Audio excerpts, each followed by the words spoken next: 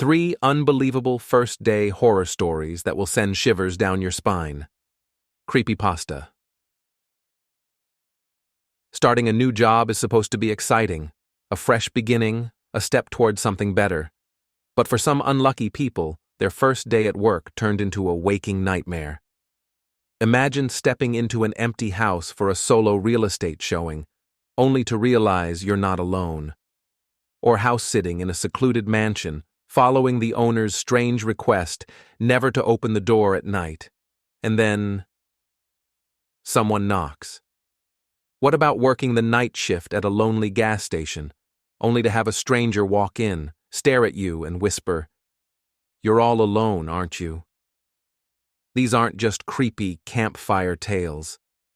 These 3 real-life horror stories happen to people who thought their first day on the job would be just another shift.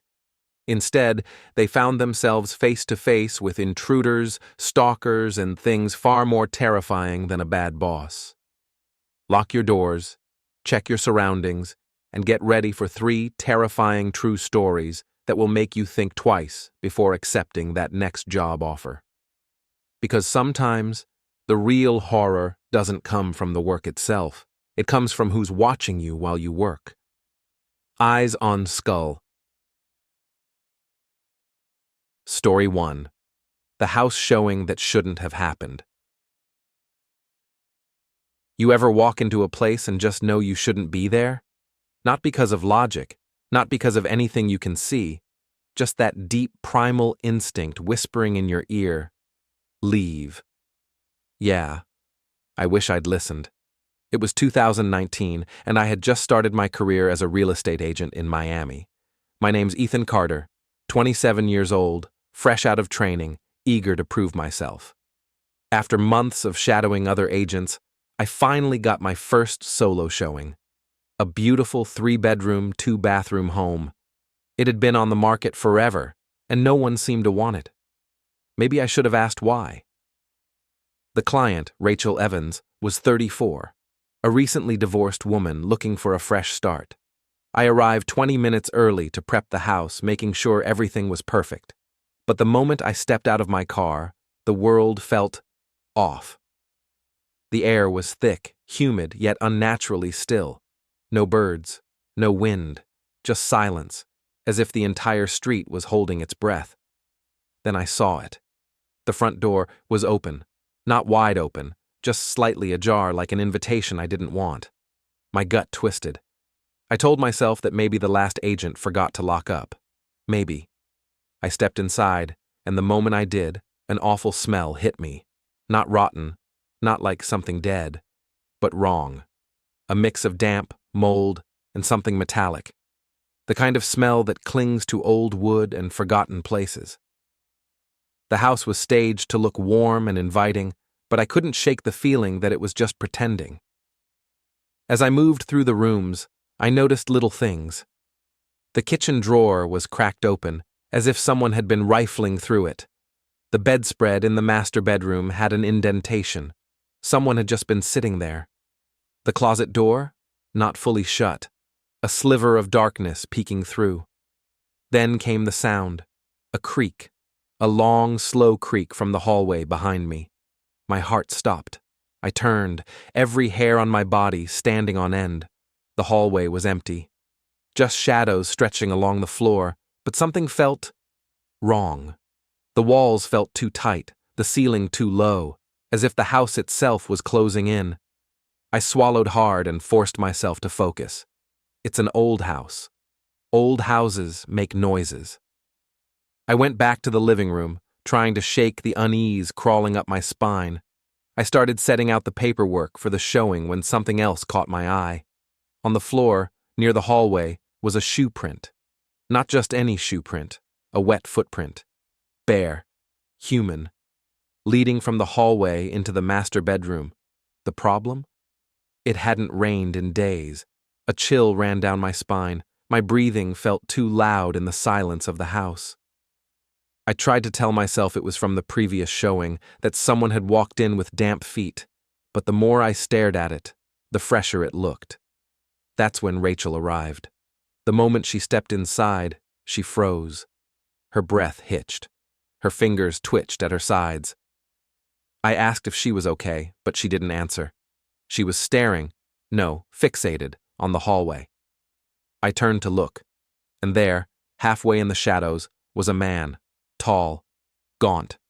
His clothes were filthy, hanging off his skeletal frame. His eyes, they weren't normal. Hollow, dark, like twin pits, sucking in all the light around him. He stood too still, his head slightly tilted, as if he was listening. I couldn't move, couldn't speak. Then Rachel whispered, "We need to leave. Now." Her voice barely made a sound, but I felt the urgency. My legs finally worked again. I grabbed her arm and backed toward the door, keeping my eyes on the figure. He didn't move, didn't blink, just stared. My hands were shaking so hard I struggled with the lock, but the moment I turned the knob, I heard it. A breath. A slow, rasping breath from somewhere deep in his chest. I yanked the door open and we ran. We didn't stop until we were outside, slamming the car doors shut. Rachel was already on the phone with the police. My own breath came in shallow gasps as I looked back at the house, expecting to see him standing at the doorway. But the doorway was empty. When the cops arrived, they searched every inch of the house, every room, every closet, every corner. They found no one. But they did find something. A sleeping bag stuffed in the bedroom closet, empty soda cans, a pile of old moldy clothes, and carved into the wood of the closet door were deep, jagged scratch marks. That should have been the end of it. But it wasn't. A few nights later, Rachel called me. Her voice was shaky, frantic. "Ethan, I think he followed me." My stomach dropped. She told me she had been waking up at night feeling watched. Doors in her apartment were slightly ajar when she swore she closed them. Items were moving, and then she found wet footprints on her living room floor. That night, as I lay in bed, I kept replaying the scene in my mind. The way the man had stood there, the way he didn't move, the way he just watched. And then I heard it. Not in my memory. In my hallway. I sat up so fast I nearly fell out of bed. My apartment was dark, the only light coming from the street lamp outside. My heart pounded so hard I thought it would explode. I grabbed my phone and turned on the flashlight, scanning the room. Nothing. Then, just as I was about to lie back down, my closet door was open. Just a crack. The exact same way it had been in that house. I didn't sleep that night, and a week later, I drove past the house again. The for sale sign was still up. The windows were dark, empty, lifeless. But just as I was about to turn away, I saw it. A figure. Standing in the upstairs window, watching me. Then my phone buzzed. A text from an unknown number. "I like your new place. So tell me, would you have stepped inside? Do you dare to listen to the dark? If tonight's tale gave you chills, let us know your thoughts in the comments. We want to hear what creeps you out and what other stories you'd love us to explore. Don't miss out on the next terrifying story. Subscribe to Mr. Quentin and join the family that thrives on the unknown. Tap the notification bell so you're the first to hear every spine-chilling tale. Share this video with someone brave enough to face the darkness, and let's dive deeper into the creeps that haunt our world. Comment below and become part of the terror. The darkness is calling, and we want you with us. Story 2. The Stranger Inside the House. I had no idea what I was walking into when I took that house-sitting job in Seattle. The mansion, a towering 3-story structure buried deep in the woods, looked like something straight out of a gothic horror novel. It wasn't the kind of place you'd expect to be cozy. It had long, echoing hallways, massive windows that reflected nothing but darkness at night, and a silence that settled in thick, suffocating waves. The owners, Mr. and Mrs. Davis, were polite but firm when they gave me the final instruction before leaving for their trip to London. No matter what happens, do not open the door for anyone. At the time, I thought they were just being overly cautious. Maybe they'd had bad experiences with burglars or over-friendly neighbors. I didn't ask questions. I needed the money. The first night passed quietly. I made my rounds, locked all the doors, checked the security system, and eventually settled onto the couch with a book. The house was unsettling, sure, but nothing truly alarming happened, until 11 p.m. That was when the knocking started. Slow, deliberate, too controlled to be random. A chill ran down my spine. My first instinct was to check the security cameras. There, standing at the front door, was a man. Tall, motionless, his face hidden beneath the brim of a wide hat. He didn't look up, didn't fidget, didn't move at all except for the occasional subtle tilt of his head. And then, in a low, almost inhuman rasp, he spoke. "Let me in. I'm the owner of this house." Every hair on my body stood on end. I had spoken to the Davises that very morning. They were thousands of miles away. I didn't move, didn't even breathe. My hands trembled as I turned up the volume on the security feed, but the man outside didn't shift, didn't repeat himself. He just stood there, waiting. And then, after what felt like hours, he turned away from the door and stepped out of view. I should have felt relieved, but something was wrong. The cameras never showed him leaving. He had walked off screen, but no other camera picked up his movement. He had either vanished into thin air or was still somewhere on the property. I barely slept that night, jumping at every creak of the old house. But by morning, I convinced myself that it had been a mistake, a lost traveler, a prank, something explainable. Then came night 2. I double-checked every lock, every window, and every blind before settling in. I was exhausted, but fear has a way of keeping you alert. Around midnight, just as I was about to go upstairs, I heard it. A creak. Not from the front door, not from outside, from inside the house. My blood ran cold. I rushed to the security monitor, flipping through the different cameras, and my heart stopped. He was inside. Standing at the bottom of the staircase, his head tilted slightly upward as if he knew exactly where I was. I could barely breathe. How had he gotten in? The doors were locked. The alarms were on. Had he been in here since last night? I didn't have time to think. I sprinted upstairs, slammed my bedroom door shut, and locked it. My hands fumbled for my phone, dialing 911 with shaking fingers. The dispatcher's voice barely registered in my ears as I gasped out what was happening. I strained to hear footsteps, to hear any sign of movement. And then, knocking. Right outside my bedroom door. I nearly dropped my phone. It wasn't frantic. It wasn't aggressive. It was slow, patient, calculated. I pressed myself against the far wall, clenching my jaw to keep from making any noise. The knocking continued, steady and rhythmic, as if he was savoring the moment, as if he wanted me to know he wasn't in any rush. I don't remember how long it lasted, maybe minutes, maybe hours, but eventually the sound of sirens cut through the suffocating silence. The knocking stopped. The house fell deathly quiet. The police burst in moments later, sweeping the house from top to bottom. No sign of him.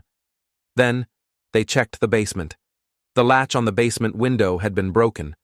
The dust along the floor had been disturbed. He had crawled in from underneath the house and had been hiding there the entire time. The thought made my stomach churn. He had been inside since the first night, watching me, moving silently through the house while I slept. But the worst part? When the officers reviewed the security footage, their faces turned pale. They showed me what they found. After leaving the front porch on the first night, he never left. Instead, the cameras caught something terrifying. After walking out of frame, he had gone around the back of the house, slipped into the basement, and waited. Waited an entire day before making his move. The next morning, I left without a word. I didn't pack, didn't care about my paycheck. I just drove. Hours later, my phone buzzed with a message from Mr. Davis. "We're sorry. This isn't the first time it's happened." I didn't reply. I didn't want to know more. I just wanted to forget. But I have to ask you, if you heard a knock in the middle of the night, would you open the door? Or would you wonder if whatever was outside was already inside? Do you dare to listen to the dark? If tonight's tale gave you chills, let us know your thoughts in the comments. We want to hear what creeps you out and what other stories you'd love us to explore. Don't miss out on the next terrifying story. Subscribe to Mr. Quentin and join the family that thrives on the unknown. Tap the notification bell so you're the first to hear every spine-chilling tale.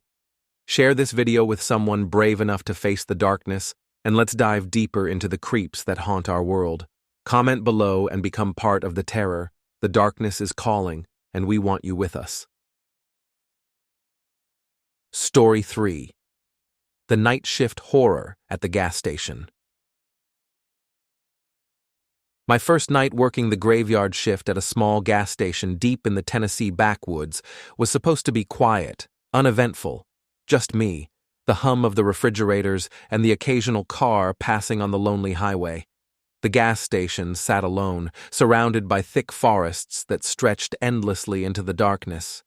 There were no houses nearby, no street lights, nothing but the dim glow of the station's flickering neon sign.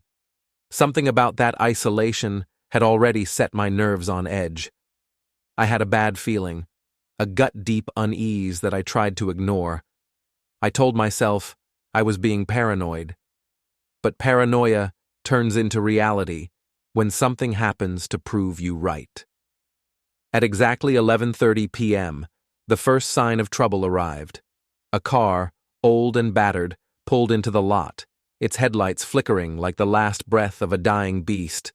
It was an old sedan, the kind that looks like it had been abandoned for years before someone dug it up and forced it back onto the road. The engine let out a guttural noise as it idled, rumbling softly, almost like it was breathing. But no one got out. I waited. 5 minutes passed, then 10. The air inside the station felt thick, heavy. Something wasn't right. I stared at the car through the glass, watching. The windows were too dark for me to see inside. A part of me wanted to step outside and check if the driver needed help, but another part of me, the part that listened to every horror movie instinct, told me to stay put. I debated locking the doors, but just as I reached for the keys, the car door creaked open. At 11:45, a man stepped out. He was tall, wrapped in a thick coat that looked out of place in the humid summer night. A baseball cap sat low over his face, casting deep shadows where his eyes should have been. Something about the way he moved made my skin crawl. Slow, deliberate, as if he was savoring every step. He wasn't just stopping for gas. He had a purpose. The station bell jingled as he walked in, but he didn't speak. He didn't browse the shelves. He just stood there, watching me. The silence stretched, suffocating. My fingers hovered over the emergency button beneath the counter. I forced a polite smile. "Good evening, sir. Can I help you?" For a moment, he didn't react. Then, in a voice that was low and too calm, he asked, "You working alone tonight?" A chill slithered down my spine. My breath hitched, but I forced a casual laugh, pretending to be unfazed. "No, my co-worker's in the back." A lie. I was completely alone. His lips curled into a small, knowing smirk. He didn't believe me. I could feel it. "You're real pretty." My blood turned to ice. The way he said it wasn't a compliment. It was a statement, a fact, something he had already decided in his mind. His eyes, though shadowed, never left my face. He was studying me, watching for a reaction. I didn't give him one. I kept my voice steady. "If you're not here to buy anything, sir, I'm going to have to ask you to leave." He took a step closer. My fingers curled under the counter, brushing against the cold steel of the emergency button. I'm a cop. That was new. My grip on my phone tightened. Oh? Can I see your badge? A slow, unsettling grin spread across his face. Don't need to show you anything. Something in his voice, in his expression, told me he was playing with me. This was a game to him. My heartbeat pounded in my ears. I didn't hesitate. I reached for my phone and pressed 911. His smile faded. He stood there, unmoving, as if deciding something. The air in the room grew thick with something unspoken. Then his expression twisted into something else, something dark. You think I'm lying? His voice dropped to a whisper, daring me to challenge him. I met his gaze, refusing to look away. Does it matter? The clock on the wall read 11:50 p.m. The silence stretched too long. Then, without another word, he turned, walking out the door. But as he did, I swear I heard him whisper under his breath, something that made my stomach drop. Not tonight, but soon. Then he was gone, his car peeling out of the lot, swallowed by the night. But the night wasn't over. I stood frozen for what felt like hours, my hands trembling as I gripped the edge of the counter. The cops arrived a few minutes later, but he was already a ghost. They took my statement, checked the security footage, but the cameras had glitched. The footage? Corrupted. It was like he had never been there. And then, the worst part. As I locked up at the end of my shift, stepping outside into the thick, humid night, I noticed something. A sound. Not from the highway. Not from the trees. From the back of the gas station. It was a scratching noise. Soft at first, then more deliberate, like nails dragging against metal. I turned slowly, my breath catching in my throat. The dumpsters were behind the station, hidden from view. But I saw something. A shape. A shadow too tall, too thin. It stood just at the edge of the darkness, motionless. Watching. I wanted to run, but my legs felt rooted in place. Then, just as I was about to scream, the shadow moved. Fast. 1 second it was there, the next, it wasn't. I ran inside, locking the doors. My shift was over. I should have gone home, but I couldn't shake the feeling that something was still out there. The manager arrived an hour later, giving me a lazy smirk when I told him what happened. Probably some local freak, he said, or just your imagination. But I knew the truth. The cameras didn't just glitch. That man didn't just drive away. And that wasn't a person watching me from the dumpster.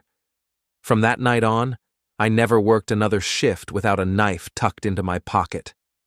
But the worst part? It never ended. He came back. Every few nights, around the same time, a rusted sedan would park across the street. No one ever got out. No one ever came inside. It would just sit there, watching. And sometimes, late at night, when the highway was empty and the world was silent, I would hear it again, the scratching, and I knew, deep down, that one night, that door would open again. And this time, I wouldn't be able to press 911 in time. Would you still work the night shift after this? Do you dare to listen to the dark? If tonight's tale gave you chills, let us know your thoughts in the comments. We want to hear what creeps you out and what other stories you'd love us to explore. Don't miss out on the next terrifying story. Subscribe to Mr. Quentin and join the family that thrives on the unknown. Tap the notification bell so you're the first to hear every spine-chilling tale. Share this video with someone brave enough to face the darkness, and let's dive deeper into the creeps that haunt our world. Comment below and become part of the terror. The darkness is calling, and we want you with us.